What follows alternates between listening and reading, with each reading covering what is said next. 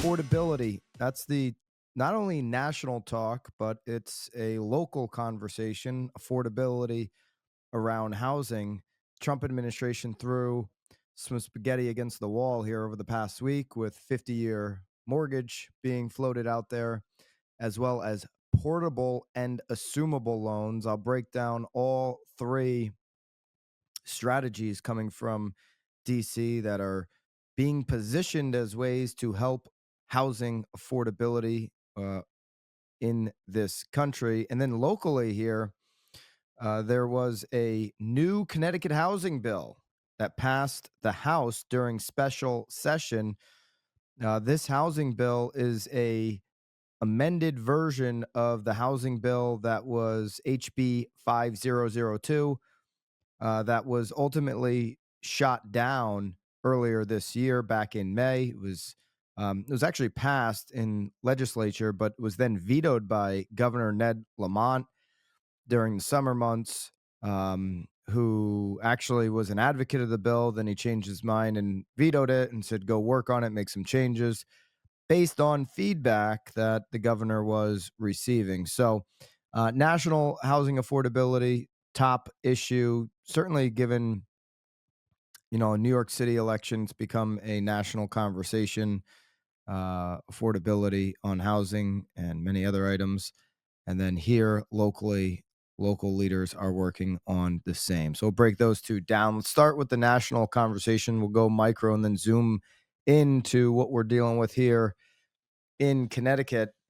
So Trump administration through Bill Pulte. Bill Pulte's the FHA director, Federal Housing Authority director, and he was obviously appointed by President Trump.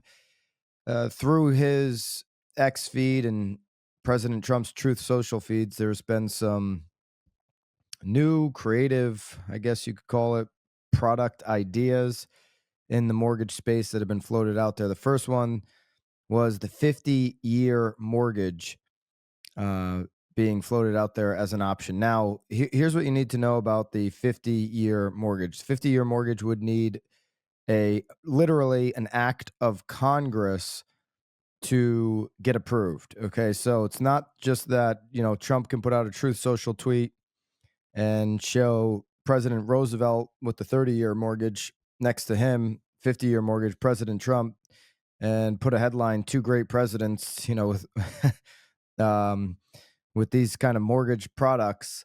It doesn't work that way. Okay, so I'll get into what has to happen in order for a 50-year mortgage, and then would it actually help affordability?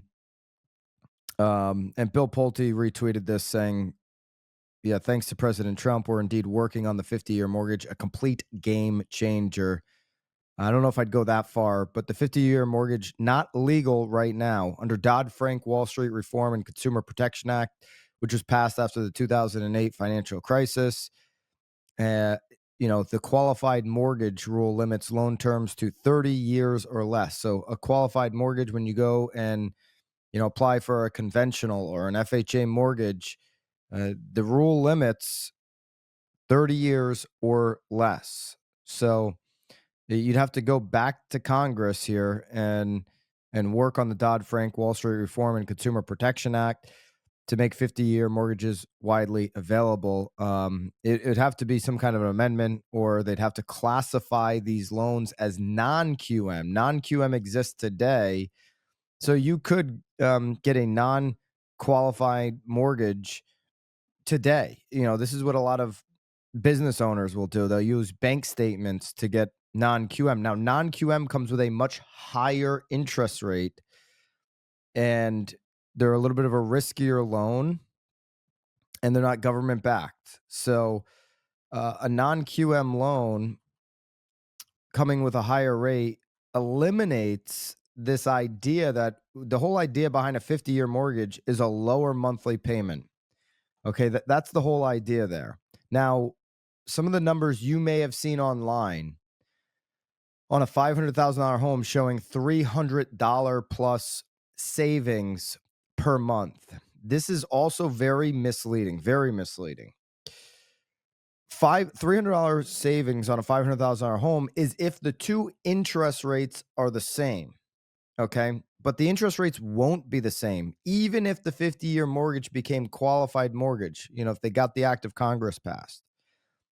You have qualified mortgages that are 15 years today, and you have 30-year fixed mortgages. Well, guess what? The 15-year mortgage is always lower than the 30-year. Everybody's waiting for mortgage rates in the fives. The 15-year fixed mortgage rate today is 5.83%, while the 30-year fixed mortgage today, according to Mortgage News Daily, is 6.34. That's typically the spread around a half a point between the 15-year fixed loan and the 30-year fixed loan. And so if you added a half a point to a 50-year fixed mortgage rate, and you just kind of went with what the jump up from 15-year to 30, from 30 to 50 is, if you added a half a percent, you'd be at about 6.8%. Well, if you took a $397,000 home, just, kind of the national median, and you put 6.8% on the 50-year and 6.3% on the 30-year, where we are today, the savings on the monthly payment to tack on 20 more years and all that interest would be $116 a month. That's the savings per month on a 50-year versus a 30-year. If you're making a $116 decision around housing, you shouldn't be a homeowner. But how much extra interest are you going to pay, Byron? You're going to pay hundreds and hundreds and hundreds of thousands of dollars in interest. So, I'm not against any product. I'm against the use of product. I'm against the use of telling a first-time home buyer, 50-year, you should do that. You'll lower your payment by $100. Nobody's going to stay in the house 50 years. I get it. I'm not being naive to that. But I'd rather that product be kind of reserved for somebody who's maybe a little bit more used to risk and is a little more sophisticated in their real estate investing.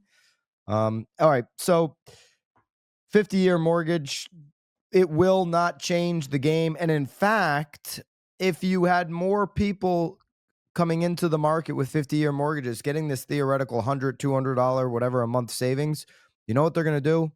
Same thing they always do, live beyond their means, and it's going to push home prices up, not down. So it actually doesn't solve affordability anyways. 50-year mortgages is a political campaign, and it's a headline at a time when the administration was looking for a positive headline on affordability.